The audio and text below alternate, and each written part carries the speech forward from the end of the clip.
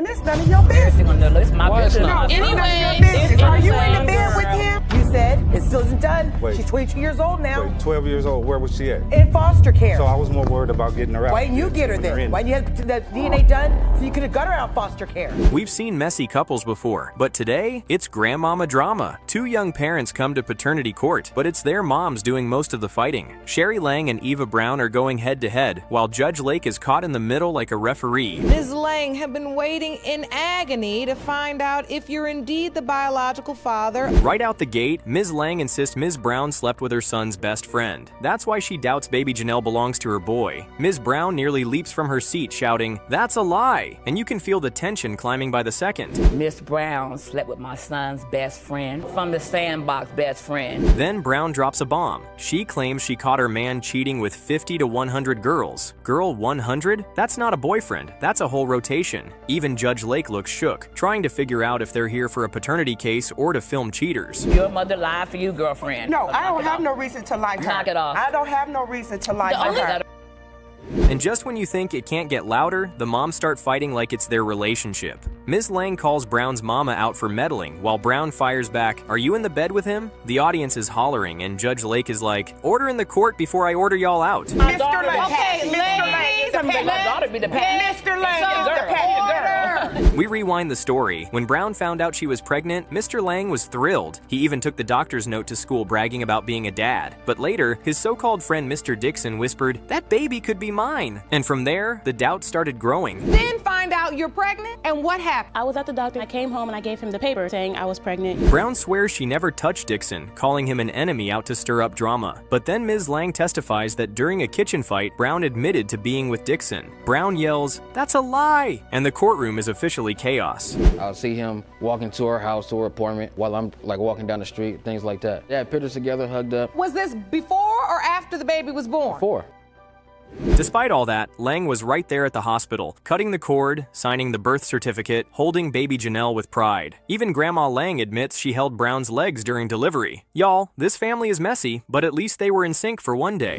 Mr. Lang was there when the baby was born? Yes, he was there the And so whole was I. labor You and signed the delivery. birth certificate? Yes, he did. You did? Yes. Cut the umbilical cord. But then, baby hairline gate. Lang whispers, "Mama, what's up with this hairline?" Grandma tries to calm him down, but you know once folks start comparing hairlines, doubt creeps in fast. Facebook receipts even show Lang posting, "Say we don't look alike. Boy, that's all me." Did you think the baby was yours? He thought it was his, and I interject right there. He thought it was his. She looked like him, to me too, right there. Brown claps back, saying if he loved the baby that much, why hasn't he seen her in months? Lang accuses her of blocking visits. She fires back that the child screams like she doesn't even know him. Folks, this isn't paternity court. It's a Facebook comment section in real life. But in this courtroom, we call it the way we see it. It should be about you two. But I hate to break it to you, baby. Judge Lake finally asks the mothers to explain themselves. Ms. Lang admits she did get into the Facebook fights, leaving opinions on the kids' drama. Brown's like, "She even called me a giraffe." The courtroom gasps while Judge Lake pinches her nose in disbelief. You wouldn't let me? Why every time I text him and say, wouldn't let "Come me? get used to her," because when when you you come don't and never get text her, me. she screams and cries like she don't know you, like she's screaming bloody murder. Even Grandma Collier admits she once offered to pay for a DNA test because the drama was too much. But nothing ever came of it, until today. Judge Lake knows the only way to end this shouting match is with cold, hard science. Cue the envelope. I had no doubt whatsoever. So the tables turned once you had that doubt. Right. And you got the doubt from the kitchen conversation. Right. About her sleeping with the best friend. Right. The results are in. Jerome hands the envelope to Judge Lake, and she is ready to spill the tea on who the father of the child is. Do you think the father of the child is Mr. Lang? Well, let's find out. Here comes the results, people. Mr. Lang, you are not the father. Are you? Mr. Lang slumps in his chair, devastated. Brown refuses to admit who the real father is. Judge Lake shakes her head, reminding everyone the DNA doesn't lie, but this child deserves stability. And just like that, the case ends in heartbreak, with more questions than answers. It doesn't lie. I don't want to talk about this no more. Okay. So you do know, but you just don't want to talk about it. All right. We open with pure heartbreak. Brittany Markham Love steps into court saying her childhood was a complete nightmare. Foster homes, no father figure, and betrayal at just 12 years old when she found out the man she called dad might not be her real father. The pain in her voice? You feel it immediately. Ms. Markham Love, you're here because you say your childhood was a complete nightmare. Wow. You claim your mother, Ms. Nasiri Poor, lost you to foster care and left you torn between two fathers. Brittany explains she met her other possible dad, Mr. Goldston, only once, at age 12, for ice cream. That was it. No, I love you, daughter. No bond. Just one meeting. Imagine carrying that emptiness all your life. I got put in foster care, had to live with complete strangers. I don't have respect for authority or anyone telling me what to do, or even Shireen. I don't have a close bond with her. Meanwhile, Mr. Tucker, the man on her birth certificate, insists he always believed Brittany was his child. He says he only found out at a custody hearing when the mother suddenly claimed she wasn't sure. You can see the hurt flash across his face as he relives it. Barely talked to him on Facebook, but it's never been, no, oh, you're my daughter, nothing like that. So now, Mr. Tucker, you obviously were under the impression that this was your biological daughter as well. Yes. Her mother, Ms. Nasirapur, jumps in to defend herself, saying she told Tucker from the start it could be between him and another man. But Brittany cuts through the excuses. This wasn't about adults fighting, this was about a little girl left lost and broken. Just like Brittany's hurt. Brittany's torn apart. No, but I did not want her to know none of this until she was able to understand it. My mom told her. No, she should have known way before this. Way before what? Like when she was a baby. Judge Lake asks the obvious. Why didn't anyone order a DNA test years ago? Tucker admits he never did because I felt in my heart she was mine. But feelings don't replace facts. And watching Brittany's tears, you just wish someone had given her those answers sooner. Mr. Tucker, back then, when you say the test should have been taken, did you consider taking one? Why didn't you? I mean, that's kind of a good Because question. I didn't find out. Why not just say? Then, the drama. The mother reveals Tucker actually walked out on them when Brittany was a baby, to go get married to another woman. Yes, you heard that right. Brittany and her mom were at home while Tucker was off at his wedding reception. The courtroom gasps. She's a month old. His cousin comes over and asks where he's at. I said, I don't know, he's playing basketball. He went and got married at his reception. So that's when it all fell apart, and I still... Tucker fires back, saying she cheated with a pizza guy. Judge Lake literally stops the court to clarify, wait, the pizza man is the other possible father? Messy and tragic all at once. You trying to put this on me? Not once, but twice. You talking about, you cheated on me with a pizza guy, though. You were in L.A. You said you were living in L.A. She accepted it. So I was in love with him the whole time, and I'm still probably... Finally, the truth spills. During the time of conception, the mother was with both Tucker and Mr. Goldston. She admits she honestly doesn't know who Brittany's biological father is. Watching Brittany's face in this moment, pure devastation. And You slept with during the time of conception. Yes, ma'am. And you yourself honestly don't know which one is Miss Markham Love's father. No, I do not. And I was honest with Mr. Goldston as well.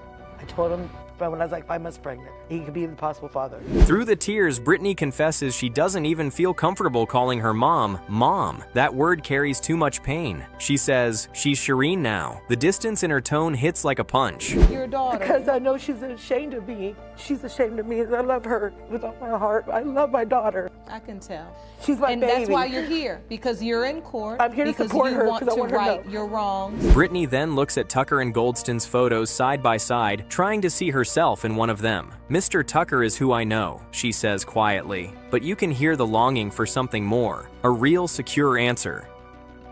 As you look at these two pictures here, what do you see of yourself? It's like you're going back and forth between Mr. Goldston on the left and Mr. Tucker on the right. Tucker gets emotional, admitting he feels she's his daughter regardless, but the uncertainty has broken him too. Even after decades, this man is holding back tears. And you realize, this isn't just Brittany's trauma, it's everyone's. My parental rights was forfeited. She didn't want to do the classes. And so... You wasn't there, you don't know what I did. I was there every week to see my daughter. and if I couldn't make it, I called her. And do you remember that time? At last, Judge Lake calls for the DNA results. The courtroom holds its breath. Finally, the DNA tests are here. It's time to find out the truth about this case and who the actual father is. There's been lies and heavy truth bombs. Now let's get down to the bottom. Who do you think the father is? As it pertains to the paternity of Miss Brittany Markham Love, it has been determined that Mr. Golston is not her father.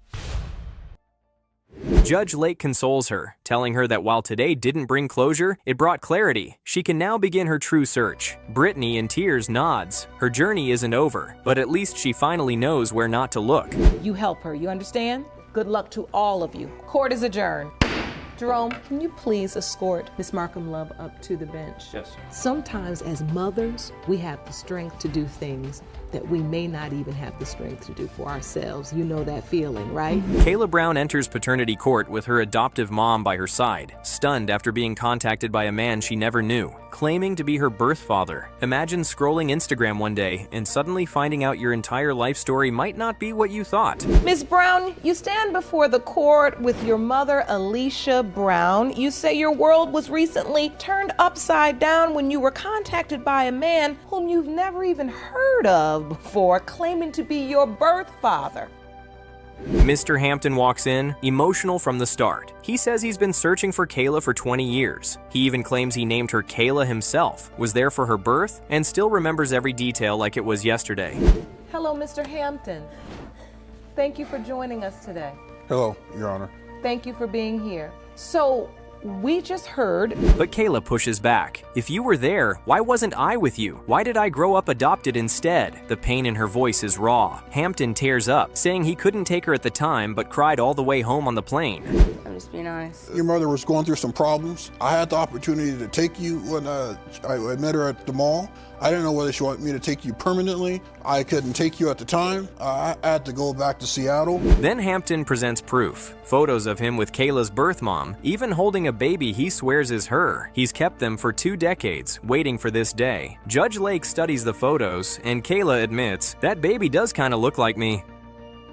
Okay, now we're getting somewhere. So, the exact date of Ms. Brown's birth is the exact date of your Kayla's birth. Exactly, Your Honor. And you named this baby Kayla. Exactly, Your Honor. The twist? Hampton says he even paid child support for Kayla in Alaska, though the adoptive mom swears she's never heard his name in her life. This case just flipped from heartwarming reunion to total confusion. To get a paternity test, Your Honor. I don't know why. I mean, I'm 20. I'm 20 years old. But she's still my daughter, Your Honor. That's a long time to go without seeing your child you love so much. The adoptive mom explains she took Kayla to multiple DNA tests as a baby, with 3 or 4 different men tested, but never once Hampton. The fact that he was never on the radar at all has everyone scratching their heads.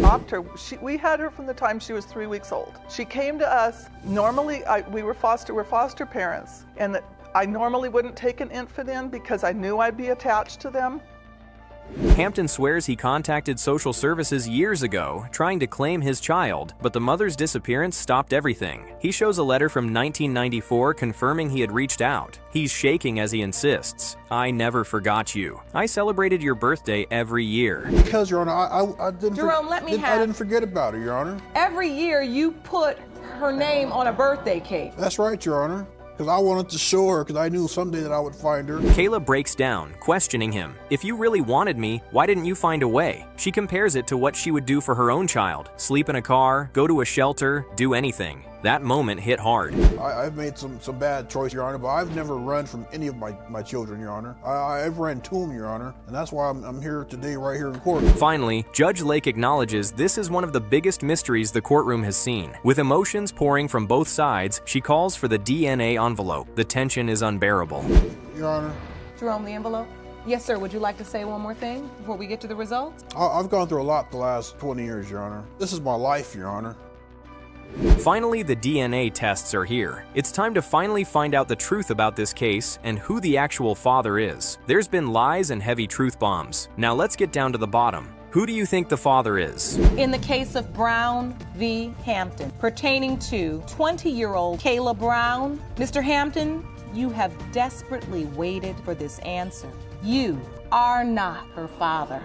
Kayla, surprisingly composed, comforts him. Don't be sorry. It's okay. I'm fine. She's stronger than anyone realized. Hampton, though devastated, says he's just grateful she grew up in a loving home.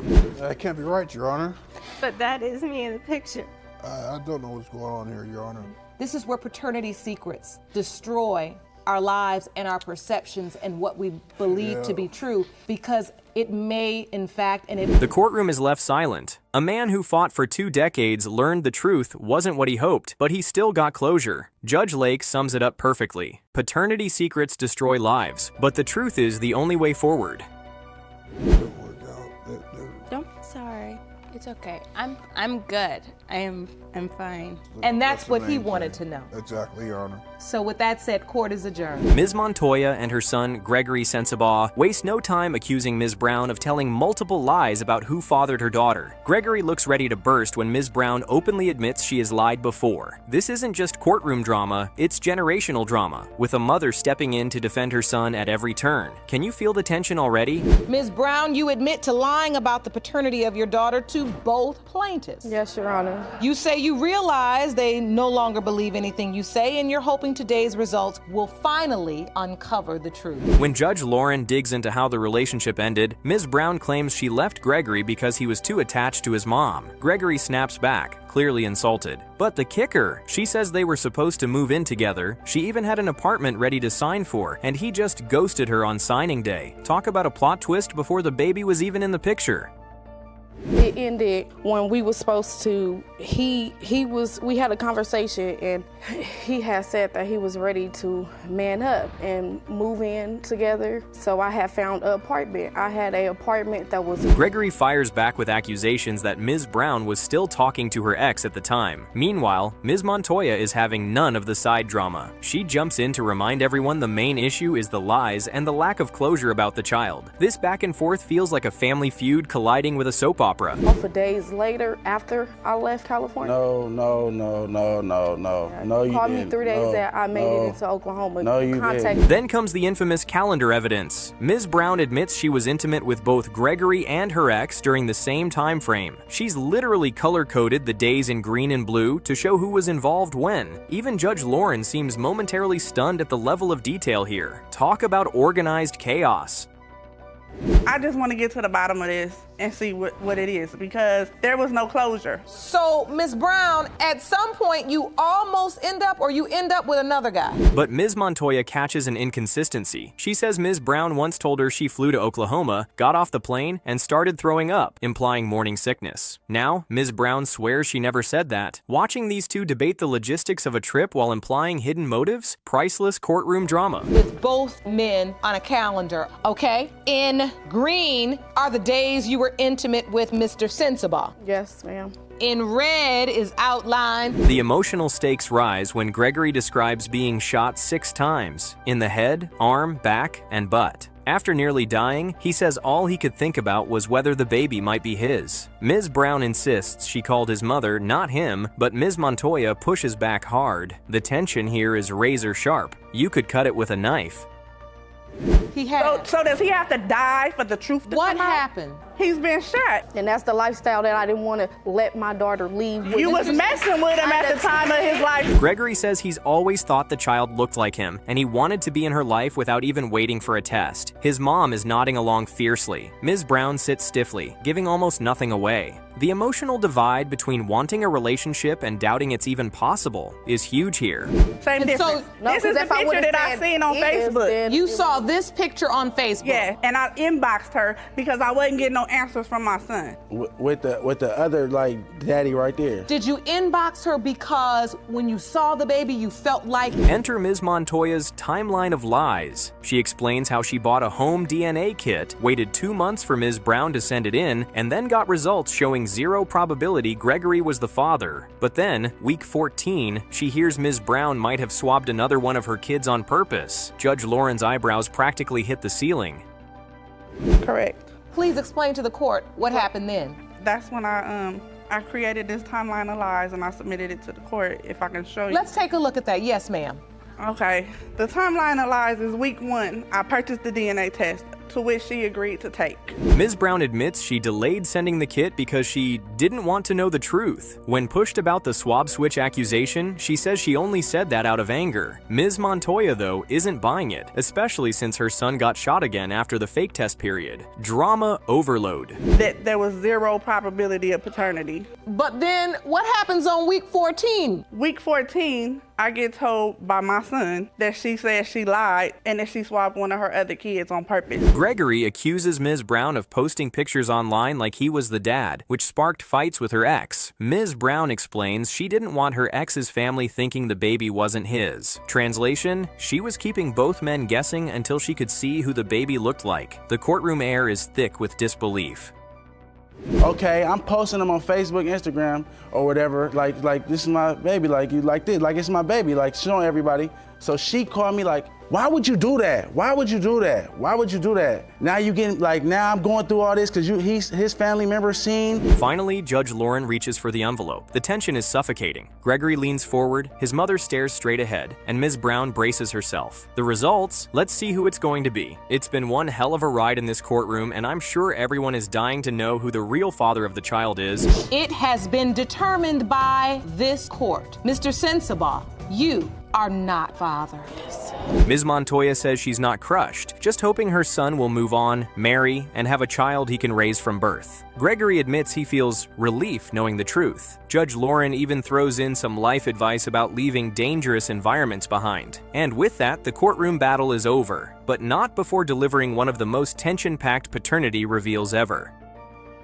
I really want him to go on with his life, get married, have a baby, and be able to be in that baby's life from birth. And I wish the best for him and his future. How do you feel, Mr. Sensabaugh? Honestly, I feel relief. I got the truth. Mr. Wiseman thought letting his buddy crash at his place was just being a good friend. Instead, he's now in paternity court, claiming that buddy Mr. New thanked him by allegedly sleeping with his girlfriend, Ms. Duncan. And the drama? They're here to find out which of these two men fathered her 2-year-old son, Brett. This is about to get messy. Defendant was a good friend of yours and you let him move into your home. You claim he repaid your generosity by sleeping with your girlfriend. Right away, Mr. New insists their relationship started innocent, just friends, until Ms. Duncan told him Mr. Wiseman wasn't treating her right. I mean, can we get a scoreboard for how many times we were just friends has been said in this courtroom? Spoiler, it never ends well. Mr. New, you claim when you first moved in, your relationship with Mr. Wiseman's girlfriend was strictly a friendship. Mr. Wiseman recounts how it all began. She'd already cheated on him with Mr. New's cousin. Then came those late-night friendly talks in the living room. And just like deja vu, history repeated itself. Talk about the friend zone turning into the danger zone. Her name is Miss Duncan and she will be joining us shortly from her hometown. Mr. Wiseman. Yes, Your Honor. Please tell me about this paternity. When Judge Lauren asked how he found out, Mr. Wiseman drops it. A family member told him. That's how bad it was. Even her relatives were like, bruh, you need to know. That's family-level intervention right there. You know, sugar-coated, whatever they did, and next thing you know. Okay, so Mr. Wiseman. Yes, Your Honor. How did you even find out Mr. New had slept with your girlfriend? And here comes the awkward image. Mr. Wiseman says he'd walk in and find them all wet from playing with the water hose, hugged up, then watch her walk away from him like he was invisible. This is not a rom-com. This is betrayal with a splash zone. You know, they was becoming too close of friends, and they finally told me, like, look, we know for a fact that they've been doing stuff together. Mr. New claps back, saying they were already broken up at that point because Mr. Wiseman cheated on her multiple times. Oh, the hypocrisy is thick here. If the shade gets any deeper, we're gonna need flashlights. Your Honor, that was after Brett was even born. That was when me and her was already together. No. She was at her grandma's house. Lie again. Well, she likes playing. She was at her grandma's house because they was already broke up because he cheated on her so many times and she was letting it go. Tension skyrockets when Judge Lauren has to tell Jerome to physically stand between them. At this point, I'm wondering if we're gonna get DNA results or a boxing match. I'll let her do what she wants. Yeah, she don't, nobody but me. Okay, hold on. Mr. New, you gotta watch your language in this court. Jerome, please stand in between. When asked how their romance actually started, Mr. New says he can't even explain it without cursing. Sir, if your love story requires censorship, that's probably a red flag right there. You gonna have to get it together, or you gonna have to go. Yes, ma'am. What happened, Your Honor? When you talk, say it respectfully. I will. Keep cursing, and you be gone. And then, bombshell, Ms. Duncan joins in remotely. She admits she did in fact sleep with Mr. New while still in a rocky relationship with Mr. Wiseman. Honesty at last, but with that calm tone like she's just confessing to eating the last slice of pizza. All right, I think it's time we hear from her. Joining us from her hometown. She explains that she confided in Mr. New because of problems with Mr. Wiseman, and yes, Brett was conceived during that time. Folks, this is basically the Maury Show, but with more order in the court. Duncan, thank you so much for joining us. We understand you could not be here today per your doctor's orders because you are pregnant, and we understand. And Mr. Wiseman throws another twist, claiming Ms. Duncan told him Brett was his child at birth. Meanwhile, Mr. New swears they were already together when the baby arrived. Two completely different realities. Same baby. Confided in at the time, and Brett, me and Tyler did sleep together at the time that Brett had been conceived. Ms. Duncan admits she told both men at different points that Brett might be theirs. Ma'am, this is not how you run a paternity lottery. No wonder Judge Lauren is giving her the side eye through the monitor. so, did you sleep with both men during the period of conception? Yeah, I did. And you did not use protection with either man? The DNA test envelope makes its grand entrance, and you can feel the air thicken. Judge Lauren opens it, and even she can't believe what she sees. It's almost as if no one was expecting what the results revealed, ready to kill the suspense. Well, here are the results. Bet. I got him to say, Mom, Bet, all man. that. Yep. We need to find out. You all betting while Brett is losing. Right, exactly. You all betting. Brett is not losing because I take care of him. Brett is losing because there is an issue regarding his paternity. Mr. New's head drops in disappointment, while Ms. Duncan nods slowly, like the truth finally clicked into place. And somewhere in the background, you can almost hear the ghost of Jerry Springer whisper, "Take care of that baby." As it relates to the paternity, and any child that doesn't know for certain who their father is in a difficult position. I think it's time for the result.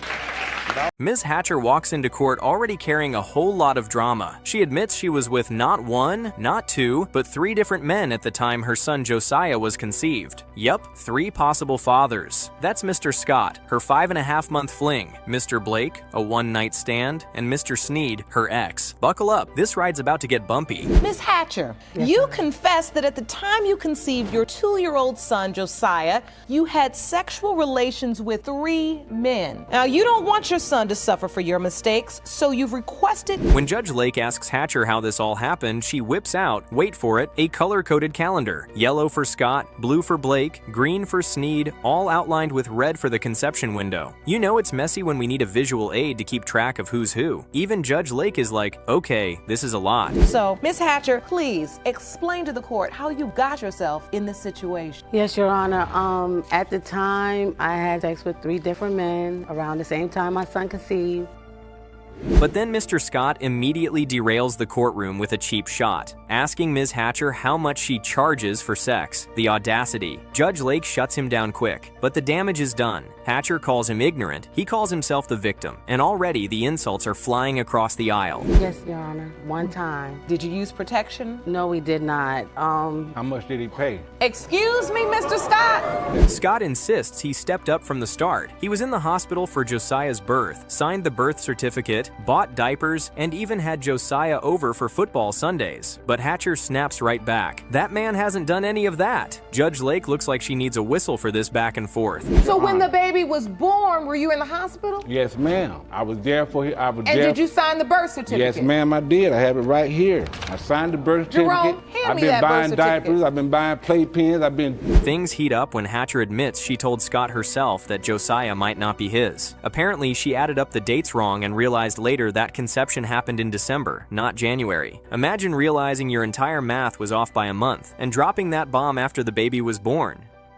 That's the first time that I ever heard question when she mentioned DNA. That's a lie, Hold Your on, Honor. hold on, That's hold a on. lie. I added up the dates and everything. I thought I conceived in January. To find out I didn't conceive in January, I conceived in December. Meanwhile, Mr. Blake testifies he and Hatcher hooked up the day after Christmas. He says it was just one time. She swears it was twice. Alcohol was involved, so honestly, maybe even he doesn't know. Blake shrugs it off. It was a one-night stand, but Hatcher argues her son has Blake's broad shoulders. The courtroom side-eyes. You have to understand why all these men are doubtful. I mean, Mr. Blake. Yes, Your Honor. Did you sleep with Miss Hatcher on the 26th of December? That's the day after Christmas. You should remember that. We got a hotel room that night. And then comes the bombshell. Hatcher admits she also doesn't want Sneed, the homeless man she let stay at her house, to be the father because, in her words, he's 43 and doesn't want to work. Judge Lake nearly combusts. But you still slept with him unprotected? I mean, she's got a point.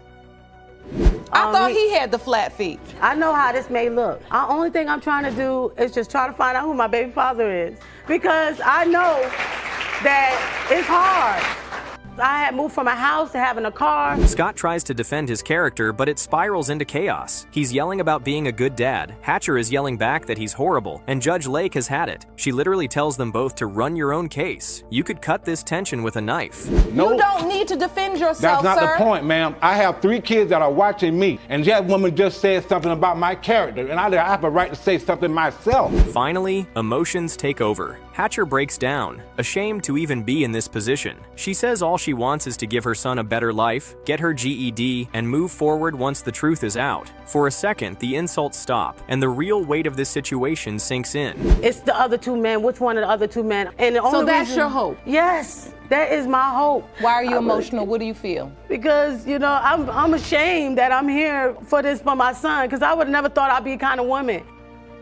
Scott, for all his bluster, has a tearful moment too. He says if Josiah is his, he'll love him unconditionally. No negativity allowed. For once, the tough guy shows a soft side, and Judge Lake actually nods in approval. Blake, on the other hand, admits he's never even met Josiah, but would step up if he's the father. I understand as a mother how difficult it is, period. Okay? I'm getting people's hopes, and I want to know what your hopes are today, Mr. Scott, as it relates to Josiah. My hopes, period, are that we find out who his father is, whether it is me. Then, it's results time. Cue the drum roll. There are 3 results to be revealed here. The courtroom is tense and everyone is dying to know who the father really is. Are you guys ready? Well, let's start to get the answers we've been waiting for one by one. In the case of Hatcher v. Scott, Blake Sneed, pertaining to whether Mr. Sneed is the biological father of 2-year-old Josiah Scott, Mr. Sneed is not Josiah's father. Whew, those were some intense reveals. It does not end there though. We still have one more result that's yet to be revealed. Who knows, maybe this is the result we've all been waiting for. Buckle up because here it comes. In the case of Hatcher v. Scott, Blake Sneed, pertaining to whether Mr. Blake or Mr. Scott is the biological father of 2-year-old Josiah Scott, when it comes to Mr. Blake, you are not the father. I'm sorry.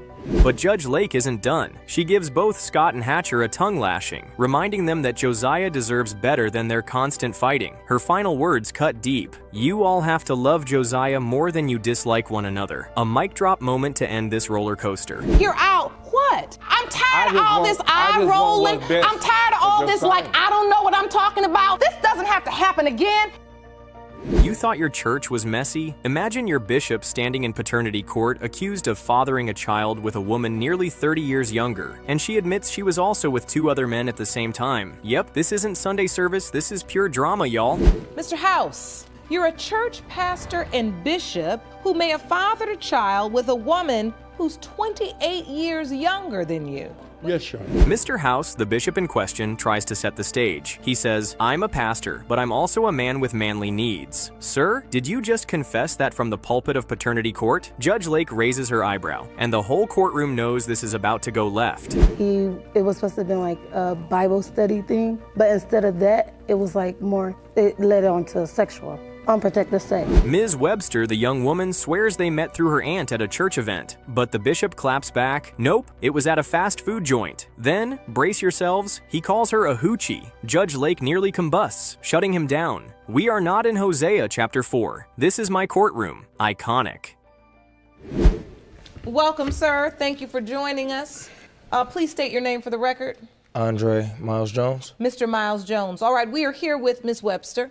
And of course, we are discussing paternity as it relates to... Enter Mr. Miles Jones, the side boyfriend. He strolls in calmly, stating he and Webster had a casual fling that turned into a relationship. Then Judge Lake drops the bomb. Did you know she was also with the bishop? His face freezes, eyes wide. Plot twist of biblical proportions. I think she's with me for money. Well, how do you think that when you never even gave me a penny? Because things could be, the things that I could do. But did you do it? I did. You know, she'll tell you that her phone was off. Her phone went on. My bankroll was on swollen, and I kept. Webster denies ever using the bishop for money, but he fires back that her phone stayed on because of my bankroll. Judge Lake deadpans. Well, at least if you're the father, we know child support won't be an issue. The shade is real in this courtroom. And then I didn't even get in contact to tell him until after I had my baby, which he denied her to the Phyllis. He denied her. He wanted a DNA test. When Webster got pregnant, she says she tried to call the bishop, but his number was disconnected. He claims he didn't even know about the baby until her aunt called his superiors. Imagine finding out you might have a child through church gossip. That's next level drama. That was the last time we spoke together. He never. All right. Let me just say this, Your Honor. We're here because I made the phone call to come. When I found out immediately. Exactly. So I didn't. When the auntie called me and told me. Meanwhile, Miles Jones testifies that Webster told him straight up he was the father. She denies it, insisting she only said, "It's a possibility." Back and forth they go, while Judge Lake tries to untangle who heard what. You could cut this tension with a communion wafer. I think he did the same thing. Let me look at this birth certificate. Hold on. I haven't even seen the birth certificate, but I did sign some papers at Amelian's birth. Yes, and I told you that your name wasn't going on there because it was a possibility that you was not my baby father. The evidence? Baby Amelia's birth certificate, and guess what? No father listed, but the baby's last name is Miles Jones. He beams with pride, saying he's been there since day one, changing diapers and rubbing feet. The bishop sits stone-faced like, why am I even here? Miles Jones. That's my last name. Yes, thank you very much. That's his last name. I was there ever since she told me that she was pregnant when she was 6 months. I was there. I made sure she ate good. I made sure she needed, if she needed money for anything. Emotions spill over as Miles Jones admits he hopes Amelia is his. He's already bonded with the child, while the bishop keeps his guard up. He even confesses he lost a daughter years ago and can't bear to open his heart unless DNA proves it. Suddenly the bravado cracks and we see the pain underneath. This child is yours. Yes, I am. And as you look at the child, this beautiful baby, Amelian, do you see yourself? No. You don't? No. I do. She looks just like you.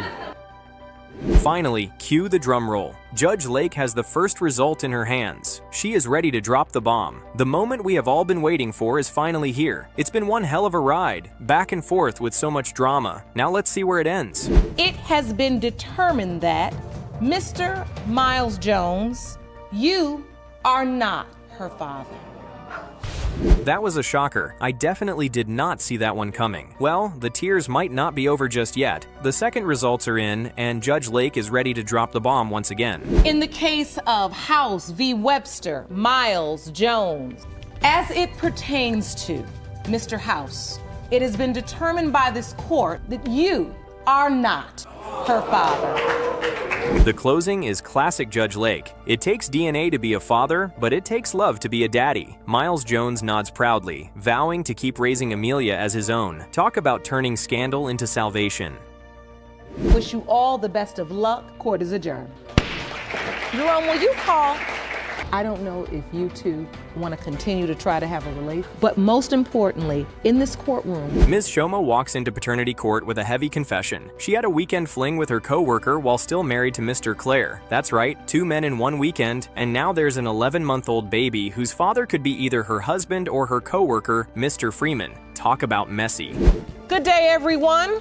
Ms. Shomo, you confess you had a weekend fling with a co-worker while married to the defendant, Mr. Kleckler. Judge Lake presses Shomo, and she admits she was lonely and felt neglected. She claims her husband chose his friends over her, leaving her home alone with their kids while he went out. Meanwhile, Freeman swooped in with the attention she craved, and, well, we know how that ended. Yes, Your Honor. All right, so Ms. Shomo, what made you stray from your marriage and possibly conceive 2 children outside of your relationship? Your Honor, I was young. Mr. Clare is blindsided. He insists he had no idea about the fling until months into the pregnancy. The man looks crushed, saying his wife swore up and down she was faithful. Then Shomo drops a bomb. He was seeing someone else too. Judge Lake's eyebrow shoots up like, oh, so everybody had a side hustle? About your wife's affair? No, Your Honor, I did not know about the affair. Nothing about it? No, Your Honor. She was out late at night, 12, 1 o'clock with the kids. We already got 3 previous children, Your Honor. Freeman admits he knew Shomo was married, but he says she came to him complaining her husband was cheating too. Their conversations turned into something else. You can see Judge Lake bracing herself because this case is spiraling fast. And, you know, she was saying that he was cheating, you know what I'm saying, talking to other females or whatever. So, you know, so we started conversating and talking, and it went from there. And so when she got pregnant, did she tell you? Then we hit the real gut punch. Shomo says her marriage fell apart after discovering her husband cheated with his best friend's aunt. Yes, you heard that right. An aunt. The courtroom gasps, and you can feel the heartbreak as she explains that's what drove her into Freeman's arms. Me, Your Honor. It let me know that, hey, I lost something. I really want this person back. Your Honor, this would have never came down to this if he didn't cheat on me with his best friend's aunt. Really? It completely ruined my life on till this day. Shomo tears up, saying she was deeply in love with her husband and wanted no one else, but that betrayal broke her. You can see the pain as she admits her affair was more out of hurt than passion. Judge Lake gently connects the dots. This was revenge cheating mixed with heartbreak. He was the only man I wanted to marry in this lifetime. So you were pregnant, and you believed your husband was a father? Yes, Your Honor. So when the baby was born, were you just a happy family? For a while, Shomo really believed her husband was the father. She says their son even looked like her side of the family. But as the baby got older, she started noticing features that reminded her of Freeman. Cue the guilt, cue the confusion, cue the emotional storm. When you all were together? Yes. You did? Yes. And yet, was it even more surprising to you when you started to see or feel like... Freeman enters with his own shocking statement. He says he once told Shomo he wanted a baby with her, and she accuses him of scheming to get her pregnant. He swears that's not true, blaming a broken condom. The courtroom is holding its breath as these two argue over whether this child was an accident or a plan. Theseus was getting a little older. I seen difference in him. And I wanted to tell Mr. Freeman because there's a possibility that it is his son and I don't want to take no life from him with his son. Then Mr. Clear takes the stand and reveals he had doubts from the very beginning. Co-workers teased him the baby would come out with curly hair. He says he begged his wife late at night, just tell me if it's not mine. But she cried and denied everything. You can feel the heartbreak in his voice. He just came and saw him one day while I was walking. He walked up to me. And he was like, so this is little man right here. And I was like, yeah. And he was like, you know what? He kind of looks like me, but I didn't know if he was joking or whatever, but I was like. Judge Lake steps in with wisdom, reminding Clear that asking questions doesn't make him nosy. It makes him a dad who cares. For once, he softens, and you can tell he truly wanted to believe this baby was his, but the doubts never fully left. At a certain point, I let it go. I believed it 100%. It wasn't until she left me that I didn't, I found out he could be somebody else's. So it wasn't until that time. Freeman now declares he's ready to step up. He wants full custody if the baby is his. He says he'll raise the child better than he was raised. Meanwhile, Claire admits he'll love the boy no matter what, but compares their marriage to oil and water. Ooh, that's rough. Because that's what fathers do. Your baby comes out, they're talking about your baby, you want to know what's going on. Coming from a person that also asks a lot of questions, I do too, that's a good thing. And don't ever stop doing that. Finally, the DNA tests are here. It's time to finally find out the truth about this case and who the actual father is. There's been lies and heavy truth bombs. Now let's get down to the bottom. Who do you think the father is? It has been determined that the biological father is Mr. Freeman.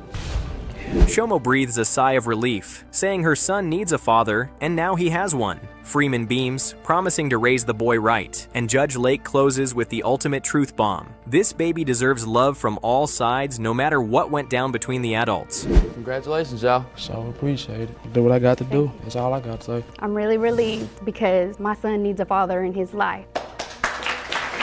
Ms. Alston steps up to paternity court with a confession. She doesn't know which of 3 men fathered her 2-year-old daughter, Jasmine. 3 men in 2 weeks. Mr. Jones, her ex, says she cheated and he has proof. Mr. Delk, a one-night stand, insists he's the only father figure. And then there's Mr. Harrison Jr., who couldn't even show up, so his dad came instead. Ms. Alston, you say for the past 2 years you've been living in uncertainty and confusion. And you're not sure which of 3 men fathered your 2-year-old daughter, Jasmine, and say you grew up without a father and don't.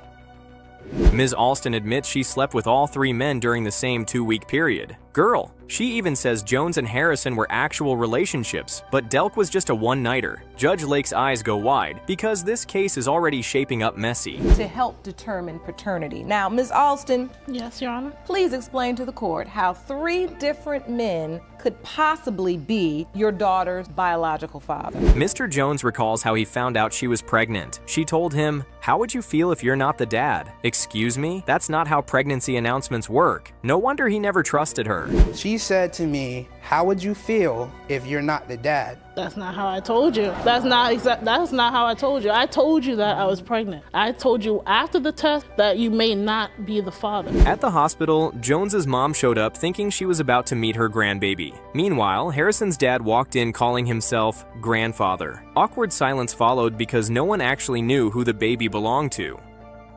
Oh, so the grandparents were there thinking they were having a grandchild for real? Unfortunately, yes, they did. I didn't tell them because I didn't want it to be out. It was unexpected when I saw both of them there at the hospital. Talk about a baby shower plot twist. Grandpa Harrison insists Jasmine has his son's stubborn mannerisms. He even says she stays with them, calling her part of the family. Meanwhile, Jones's mom swears Alston is lying about who invited them to the hospital. The moms are bickering harder than the kids. You arrived at the hospital thinking your grandchild was going to be born. Well, when I arrived, the baby was already born. Okay. And I introduced myself to everyone, and I said that... Judge Lake points out the obvious. Little Jasmine is bouncing between 2 different grandparents. Ms. Childs insists she babysits and helps, but Alston snaps back that most of the support came from the Harrisons. You can feel the tension rising. The adults are making this much more difficult than it has to be because, you know, she's the innocent party here. Ashley, she'll come along so far with us, but then at the very last moment, she'll back out.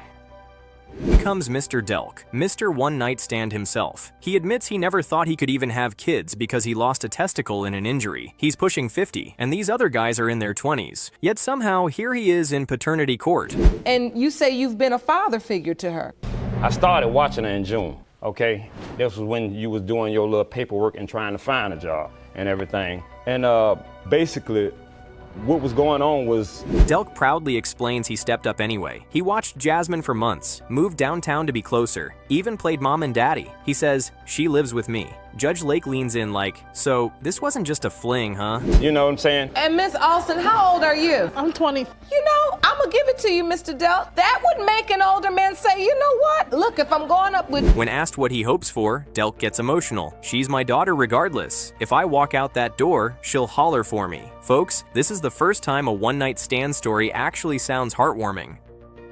I moved downtown in the heart of the DMZ, Bullet City, just so I could be close where her mama and her could have a relationship. Judge Lake turns to the others. Jones admits if she's his, he'll step up. If not, he's done. Grandpa Harrison just wants to stay grandpa, blood or not. And Ms. Childs? She says she'll love Jasmine either way. Say what you want about the drama. At least this baby has a whole village. If she's not, then life goes on as it already is. I keep my married life and I go on doing my own thing. Mr. Harrison, how about you? What are your hopes for today? Well, I'm hoping that... But then, the shade arrives. Childs testifies she's seen at least 7 different men picking up Alston while she was dating her son. 7. The courtroom gasps. Even Judge Lake's jaw drops. But when you keep answering me that you just need somebody to step up, everybody done stepped up. I mean, like... Is step up as a young woman.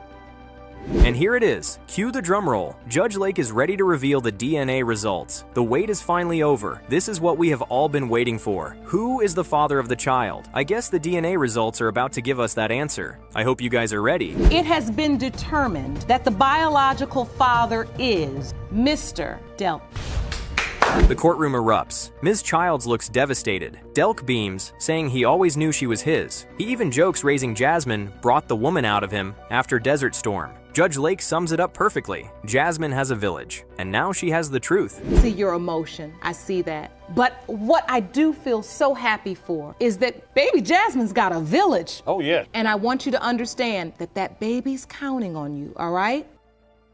Ms. Davis takes the stand and admits flat out. When her son Javian was born, there were 4 possible fathers. 4. One was her ex, one was the defendant, Mr. Smith, one was a random one-night stand, and the 4th? She doesn't even know his name. Yep, she literally forgot the man's name. Ms. Davis, you're in court today hoping to right your wrongs. When your 2-year-old son, Javion, was born, he had 4 possible fathers, including the defendant. You hope today's results. Judge Lake asks why this case is so important, and Ms. Davis breaks down crying. She reveals she grew up in foster homes, never knew her own dad until she was 18, and doesn't want her son to grow up the same way. Emotional stuff? Then she admits, I practically made a hoe of myself. The courtroom gasps. Through 13 different foster homes. I've been to 4 different group homes, and I didn't grow up knowing who my father was until I was 18 years old. And my son's only 2. I mean, it's not his fault.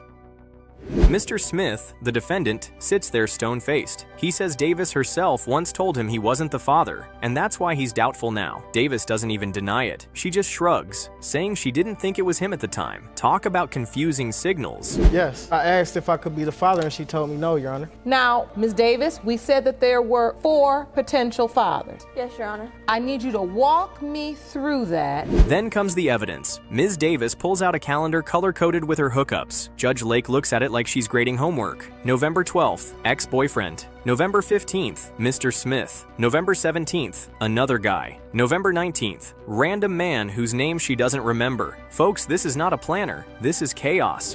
Potential father number 2 we see is Mr. Smith, the defendant. Yes, Your Honor. Now tell me about that relationship. I don't think I could call it a relationship. We met on the chat line. I hung out with him. She explains she spent a whole week with Mr. Smith. No protection, just a fling. Then went right back to her ex. Judge Lake nearly chokes when Davis admits, it wasn't satisfactory, so I didn't really feel the need to go back. Girl, that's savage.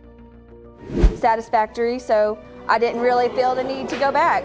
It wasn't satisfactory? No, Your Honor. I'm gonna leave that alone. So the man in blue, potential father number 3, who's that? Next, potential father number 3, just one night, met him on a chat line. Then 2 days later, hookup number 4, the mystery man whose name she forgot. Even Jerome looks like he wants to pass her a notepad. At least write it down, sis. No, I mean, I know I made mistakes, Your Honor, but I don't consider my son a mistake. This type of sexual behavior is what lands you here. By now, Judge Lake is clearly frustrated. She scolds Davis, saying these choices are exactly why she's in this courtroom today. Davis nods, admitting she knows she messed up, but insists her son isn't a mistake. Emotional, messy, real. If you want more episodes of Paternity Court, what did you do? Go about just calling each one? Did you notify any of them? Davis admits she already tested 2 men, her ex-boyfriend and hookup number 3. Both came back negative. That left only Mr. Smith and the nameless hookup. So she dragged Smith to court, insisting she just feels he's the dad. But then she blurts out, honestly, I didn't want him to be. Ouch. Since you're ex-boyfriends, now you have to do a process of elimination. So now we're left with Mr. Smith and potential father number 4. Mr. Smith fires back, calling her behavior slutty. Judge Lake shuts that down fast, but reminds him he was with her the entire week of conception. Then he admits he only saw Javion once and felt too scared to bond. Judge Lake looks like she's heard every excuse in the book. Mama's boy, then why she got me? Have you ever asked Mr. Smith, Mr. Smith, has she ever asked you to take a test? No, she hasn't, Your Honor. She skipped me and went to them. I guess I was the last option, Your Honor.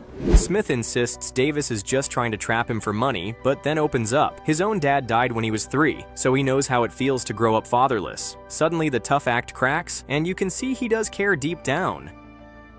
And I'm the father, like, I think you just leaning on me. This would be a gold digger. Give me for my money or what I got. You want me to buy some because the other guys don't want to be there. I thought you didn't have nothing. To her, I don't, but she don't know what I have, Your Honor. So the back and forth drags on. She says he never stepped up. He says she never called him. Judge Lake claps back. He lives with his mama. Call his mama. The audience laughs, but the point lands. This baby is 2 years old, and these grown folks still haven't figured it out. But you have not made your way to go see him? Except one time? Yes, Your Honor. And so for you, Ms. Davis, if you believe in your heart after your process of elimination that Mr. Smith is... And here it is. Cue the drum roll. Judge Lake is ready to reveal the DNA results. The wait is finally over. This is what we have all been waiting for. Who is the father of the child? I guess the DNA results are about to give us that answer. I hope you guys are ready.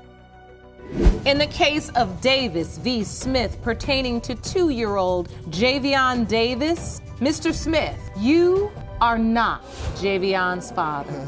Judge Lake doesn't let her off easy. She drags her into chambers, reminding her this is about Javion, not her past. In one of the most emotional closings ever, Judge Lake hugs Davis and says, "Your past is not your future." Tears everywhere. You all right? I've had my whole days, and as a result, I have a son, but I'm not gonna keep looking for different men to test. Look at me. This is for your child.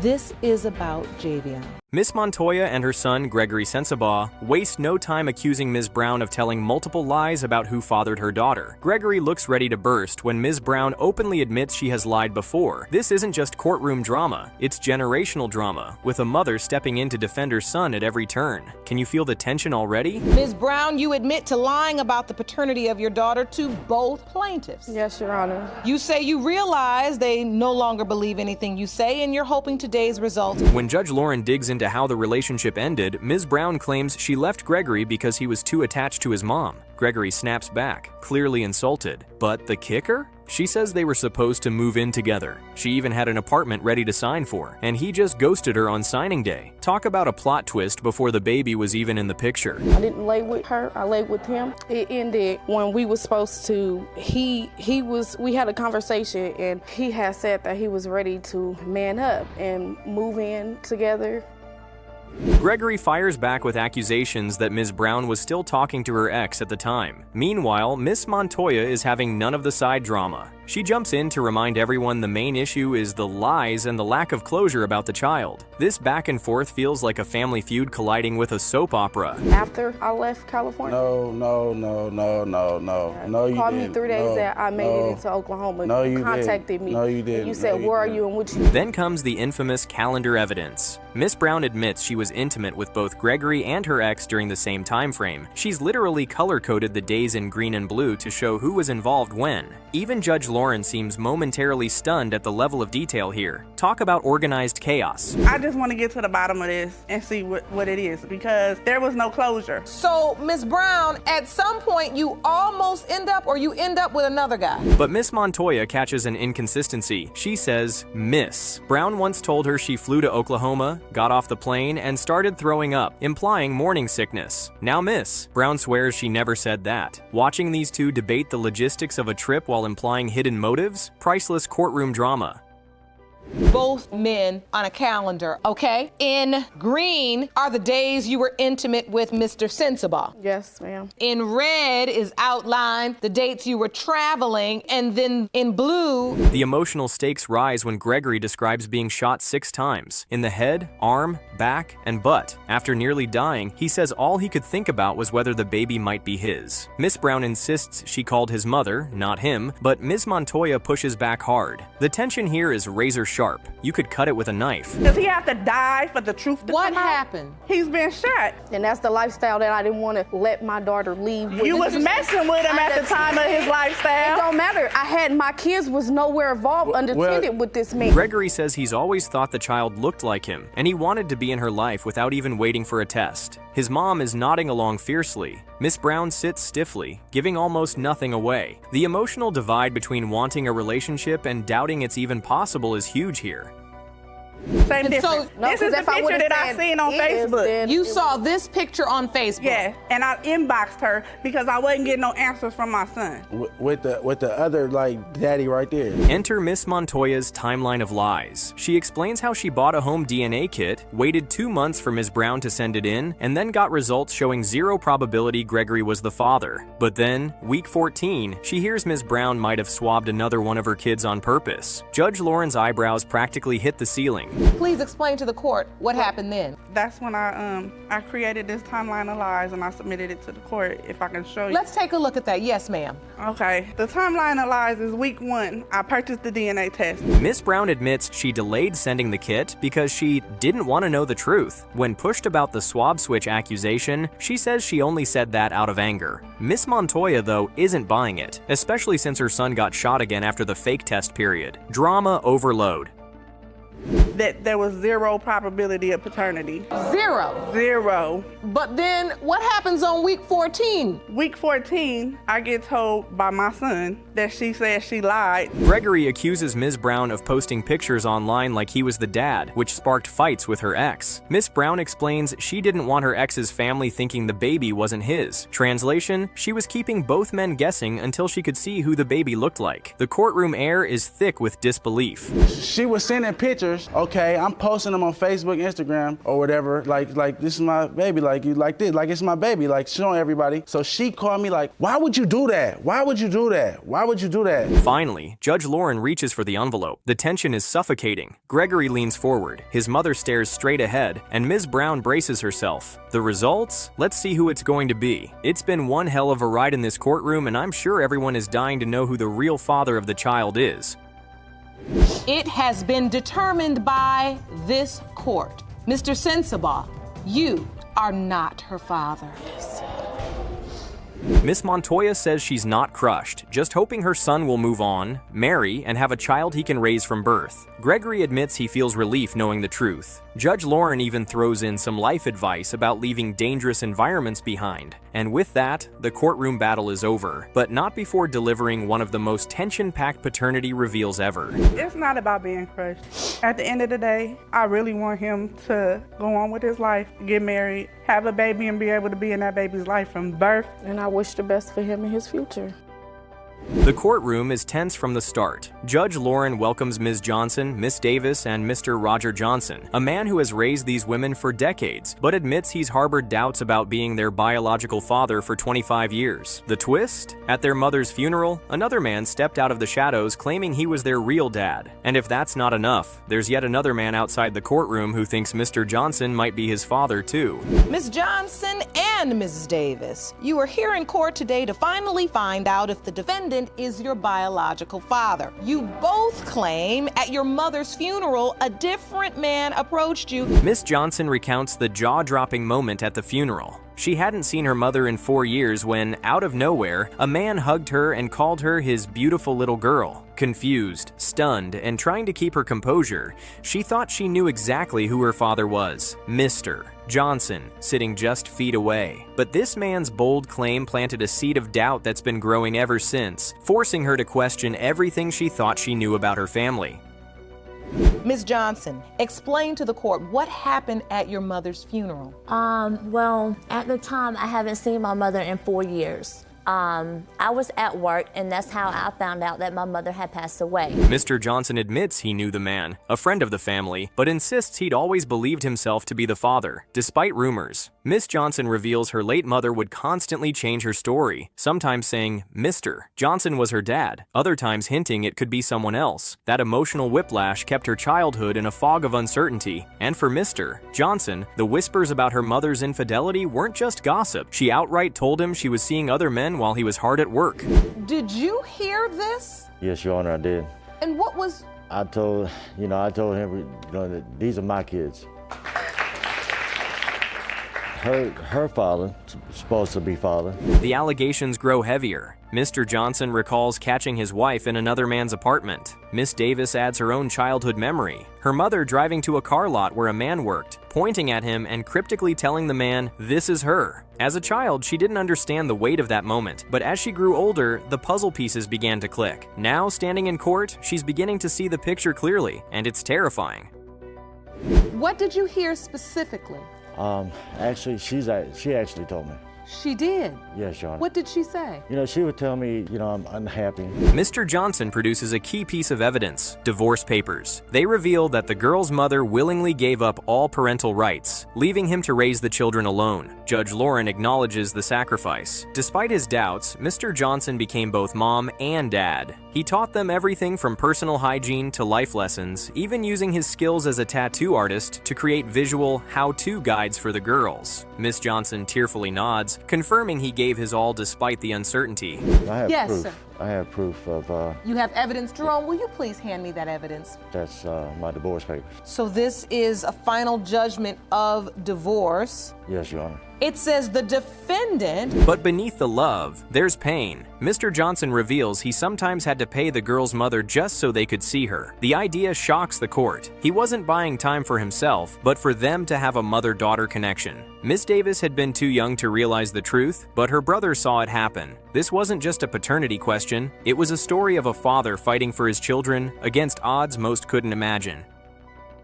How to be a young lady, how to take care of herself. That was a fun, that was fun. But thank God, you know, me being a tattoo artist, I know how to draw, so I was able to explain a lot of things and go on the computer. When asked if he sees himself in the girls, Mr. Johnson admits Elizabeth favors him physically, but says Miss. Davis looks more like the man rumored to be her real father. Miss Davis recalls being introduced to a boy as her half-brother when she was just 6 or 7 years old, a moment that stuck with her. Mr. Johnson calls this the most vulnerable time in a child's life, believing those moments planted divisions in their family long before they even understood. And so you would have to say to her, I'll give you money Yes, Your Honor. if you spend time with them. Yes, Your Honor.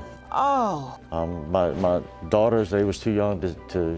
The next emotional bombshell walks in. Roger Johnson Jr., their brother. He confirms the doubts, saying Miss. Johnson looks like their father, but Ms. Davis doesn't. The words hang heavy in the air. Judge Lauren points out the pain this must cause. When one sibling seems different, it can fracture a family's sense of belonging. Mr. Johnson insists he never treated her differently, but admits others may have, leading Ms. Davis to distance herself from the family. You know, trying to figure out different things, trying to see what path they're going to go down. Yes. That's the most vulnerable time of their life. Is Oh, when they're yes, it born is. Up to, you know, they're 10 years old. So that's where they was attacking the most, is when the kids were most vulnerable. I'm so sorry. The estrangement runs deep. Mr. Johnson reveals Ms. Davis's own husband didn't know he was her father, believing instead he was just the man who raised her. That revelation felt like a knife in the heart. Worse yet, he wasn't invited to her wedding and didn't even know it happened. Miss Davis admits she was rebellious and confused, saying hurtful things she didn't truly mean. She's now ready to make amends, but the years of hurt have left scars. I love her to pieces. It's okay, sweetie. But here's some. You don't see your father. No, man. And that hurts you to have to say. Miss Davis asks for forgiveness, openly admitting she's denied her father in the past. Mr. Johnson doesn't hesitate. He forgives her, but he also points out the urgency of the truth. 2 of her children, his grandchildren, have medical issues. Without knowing his biological link, they could be missing crucial family health history. For him, the DNA results aren't just about closure. They could literally help save a life.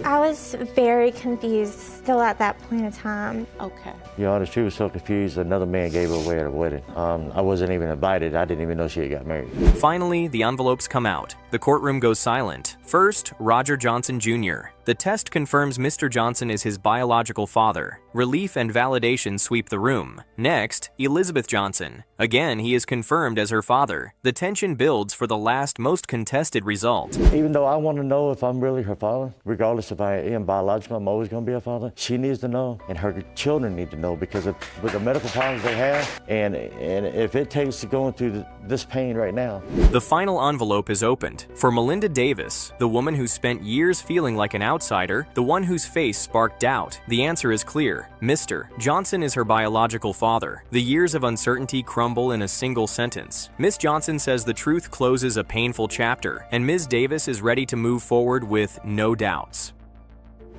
Mr. Johnson Sr., you are her father. Mr. Johnson apologizes for ever doubting them. Miss Johnson says she's grateful they found out while their last parent is still alive. Miss Davis hopes they can now build a closer bond. Judge Lauren beams, declaring this is why paternity court exists, to reconnect families. For once, everyone leaves the courtroom together, united not just by DNA, but by a renewed sense of family. This closes a lot for us, even when our mother was not here. I'm so very happy for all of you. This is why We do this every day, right, Jerome? Mr. Wiseman thought letting his buddy crash at his place was just being a good friend. Instead, he's now in paternity court, claiming that buddy, Mr. New, thanked him by allegedly sleeping with his girlfriend, Ms. Duncan. And the drama? They're here to find out which of these two men fathered her 2-year-old son, Brett. This is about to get messy. Mr. Wiseman, you say the defendant was a good friend of yours and you let him move into your home. You claim he repaid your generosity by sleeping with your girlfriend. Right away, Mr. New insists their relationship started innocent, just friends, until Ms. Duncan told him Mr. Wiseman wasn't treating her right. I mean, can we get a scoreboard for how many times we were just friends has been said in this courtroom? Spoiler, it never ends well. Mr. New, you claim when you first moved in, your relationship with Mr. Wiseman's girlfriend was strictly a friendship. Yes. You argue it only became sexual when she confided Mr. Wiseman was not treating her right. Mr. Wiseman recounts how it all began. She'd already cheated on him with Mr. New's cousin. Then came those late-night friendly talks in the living room, and just like deja vu, history repeated itself. Talk about the friend zone turning into the danger zone. Her name is Miss Duncan, and she will be joining us shortly from her hometown. Mr. Wiseman. Yes, Your Honor. Please tell me about this paternity dispute. Well, how it came in play was she cheated on me with his cousin. When Judge Lauren asks how he found out, Mr. Wiseman drops it. A family member told him. That's how bad it was. Even her relatives were like, bruh, you need to know. That's family-level intervention right there. You know, sugarcoated whatever they did, and next thing you know. Okay, so Mr. Wiseman. Yes, Your Honor. How did you even find out Mr. New had slept with your girlfriend? And here comes the awkward image. Mr. Wiseman says he'd walk in and find them all wet from playing with the water hose, hugged up, then watch her walk away from him like he was invisible. This is not a rom-com, this is betrayal with a splash zone. You know, they was becoming too close of friends, and they finally told me, like, look, we know for a fact that they've been doing stuff together. Mr. New claps back, saying they were already broken up at that point, because Mr. Wiseman cheated on her multiple times. Oh, the hypocrisy is thick here. If the shade gets any deeper, we're gonna need flashlights. That was when me and her was already together. No. She was at her grandma's house. Lie again. Well, she likes playing. She was at her grandma's house because they was already broke up because he cheated on her so many times and she was letting it go. Tension skyrockets when Judge Lauren has to tell Jerome to physically stand between them. At this point, I'm wondering if we're gonna get DNA results or a boxing match. She gonna go to the next man. I'll let her do what she wants. Yeah, she don't nobody but me. Okay, hold on. Mr. New, you gotta watch your language in this court. Jerome, please stand in between them. When asked how their romance actually started, Mr. New says he can't even explain it without cursing. Sir, if your love story requires censorship, that's probably a red flag right there. You're gonna have to get it together, or you're gonna have to go. Yes, ma'am. So you make the choice. What happened, Your Honor? When you talk, say it respectfully. I will. Keep cursing, and you be gone. And then, bombshell, Miss. Duncan joins in remotely. She admits she did in fact sleep with Mr. New while still in a rocky relationship with Mr. Wiseman. Honesty at last, but with that calm tone, like she's just confessing to eating the last slice of pizza. I mean, she's always been a cheater. All right, I think it's time we hear from her. Joining us from her hometown. She explains that she confided in Mr. New because of problems with Mr. Wiseman. And yes, Brett was conceived during that time. Folks, this is basically the Maury Show, but with more order in the court. Thank you so much for joining us. We understand you could not be here today per your doctor's orders because you are pregnant, and we understand. And Mr. Wiseman throws another twist, claiming Ms. Duncan told him Brett was his child at birth. Meanwhile, Mr. New swears they were already together when the baby arrived. Two completely different realities, same baby. Invited in at the time, and Brett, me and Tyler did sleep together at the time that Brett had been conceived. Miss Duncan admits she told both men at different points that Brett might be theirs. Ma'am, this is not how you run a paternity lottery. No wonder Judge Lauren is giving her the side eye through the monitor. Did you sleep with both men during the period of conception? Yes, I did. And you did not use protection with either man? No. The DNA test envelope makes its grand entrance, and you can feel the air thicken. Judge Lauren opens it, and even she can't believe what she sees. It's almost as if no one was expecting what the results revealed, ready to kill the suspense. Well, here are the results. It has been determined that the biological father is Mr. Wiseman. Mr. Newshead drops in disappointment, while Ms. Duncan nods slowly, like the truth finally clicked into place. And somewhere in the background, you can almost hear the ghost of Jerry Springer whisper, "Take care of that baby." Testified that she slept with both of you during the window of conception, and there's a question as it relates to the paternity and any child that doesn't know certain who their father is. Judge Lauren sets the stakes. Miss Kavanaugh and her mother are here to establish paternity for 3-week-old Malcolm. Mr. Bowles hasn't met the baby, but insists he's not the father, while the court notes Ms. Kavanaugh was also intimate with Mr. McElliott during the conception window. Thank you, Jerome. Good day, everyone.